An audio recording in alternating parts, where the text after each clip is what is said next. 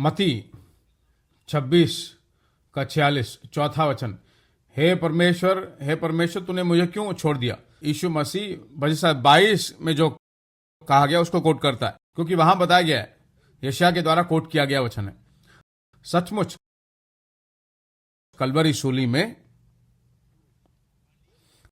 बलि का मेमना है, दुनिया के सभी पापों को अपने ऊपर लेने वाला मेमना परमेश्वर का मेमना है। परमेश्वर ने उसे नहीं छोड़ा है। परमेश्वर कभी परमेश्वर को छोड़ नहीं सकता। यीशु 100% परमेश्वर, मारा गया, घायल हुआ, तिरस्कार किया गया, अपमानित किया गया, सब कुछ उसके शरीर में अपमानित को सहा, वेदना को अनुभव किया। 100% मनुष्य और उसी समय 100% परमेश्वर भी है। परमेश्वर ने कभी परमेश्वर को नहीं छोड़ा, पर परमेश्वर ने सूली पर एक मनुष्य को छोड़ दिया, एक परफेक्ट मैन को, पूर्ण पुरुष को उसने छोड़ दिया। परमेश्वर ने अगर किसी को छोड़ा है तो सूली पर लटकते हुए एक मनुष्य को छोड़ा है। परमेश्वर किसी और को नहीं छोड़ा है। लोग कहते हैं ना, परमेश्वर मुझे छोड़ दिया, त्याग दिया। सूली पर एक ही व्यक्ति को परमेश्वर ने छोड़ा, वह यीशु है। क्यों उसने उसको छोड़ा? वह पाप की बलि के रूप में वहां लटक रहा था। पाप को छुड़ाने वाले एक बलि के रूप में जब छुड़ा गया, तभी जिसके लिए पाप का बलि चढ़ाया जा रहा है उसको अपना सकता है, ग्रहण कर सकता है। मैंने कहा ना, पुराने नियम में जो है अपने पाप की बलि को चढ़ाने वाला व्यक्ति एक मेमने को ले जाना है और अपने पापों को उस मेमने पर रखना होगा, और उस मेमने को अपने आइडेंटिटी के रूप में वहां दिखाया जाता है, और वह मेमना जो है उसके लिए मर रहा है। और वही सूली पर यीशु को लटकने वाला जगह है। हमारे पाप की बलि के रूप में सूली पर वो मर रहा है, पापी के रूप में नहीं मरा। पाप की बलि के रूप में यीशु मर रहा है। यीशु सूली पर पापी के रूप में नहीं, पाप की बलि के रूप में वो चढ़ाया गया।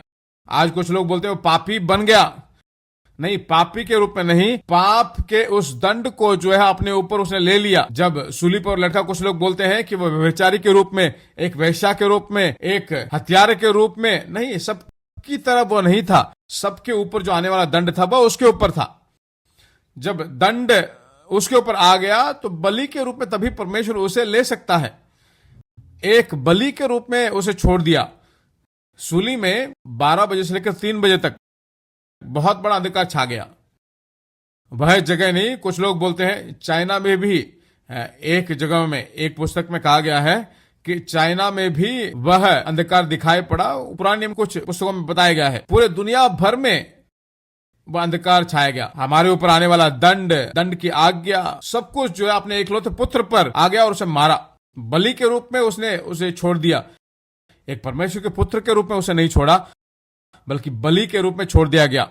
बलि को जब छोड़ देंगे तभी जो है जिसके लिए बलि हो रहा है उसकी पवित्रता को उसके ऊपर ले सकते हैं।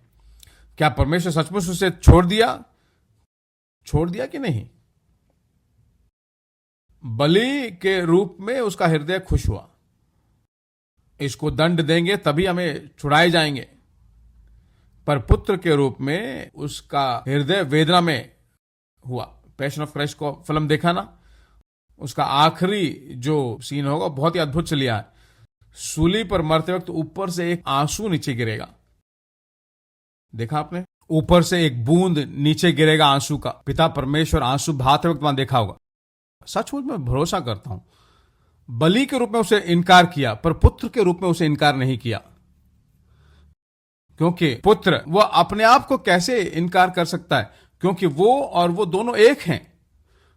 मेरी बात समझ में आई? आत्मा में वो कभी भी अशुद्ध नहीं हुआ। आत्मा में जब सूली पर वो लटक रहा था, अगर वो अशुद्ध हो जाता तो वह बलि पूर्ण बलि के रूप में नहीं होता, क्योंकि पाप को वो अपने ऊपर पूरी तरह से नहीं ले सकता। आत्मा में अशुद्ध नहीं हुआ, पर शरीर में अपना सारा दंड लेकर वो बलि के रूप में वहां, बाइबल में हम देखते हैं ना, वो पाप के लिए मरा और धार्मिकता में जो है हमें जिलाने के लिए वह अपने शरीर में अपने सभी पापों को लिया। आत्मा में उसे कुछ नहीं लिया।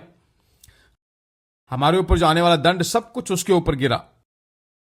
मेरी बात समझ में आ रही है कि नहीं? सचमुच क्या वह छोड़ दिया गया? नहीं। यशायाह 53:10 में हम पढ़ते हैं, तो परमेश्वर ने उसे कुचलने को चाहा। कुचलना का मतलब उसको पूरी तरह से निचोड़ा, क्योंकि आप और मैं छुड़ाए जाएं इसलिए अपने इकलौते पुत्र को मारकर, घायल करके, कुचलकर, वेदना में उसे ले जाकर उसके द्वारा आपको और मुझे उसने छुड़ा दिया है। सचमुच वह छोड़ दिया गया। आज हे प्रभु क्यों तुम मुझे नहीं छोड़ते हो बोल सकते हैं, क्योंकि वह हमारे लिए छोड़ दिया गया। आज किसी भी परिस्थिति में आपको कभी नहीं छोड़ेगा। पड़ोसी को देखकर बोलिए, परमेश्वर कभी भी, किसी भी हालत में, किसी भी समय में परमेश्वर आपको कभी नहीं छोड़ेगा। आमीन।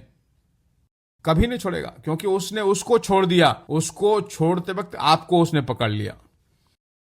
वह परमेश्वर आपको कभी भी नहीं छोड़ेगा, क्योंकि वह हमारे स्थान पर मरता है।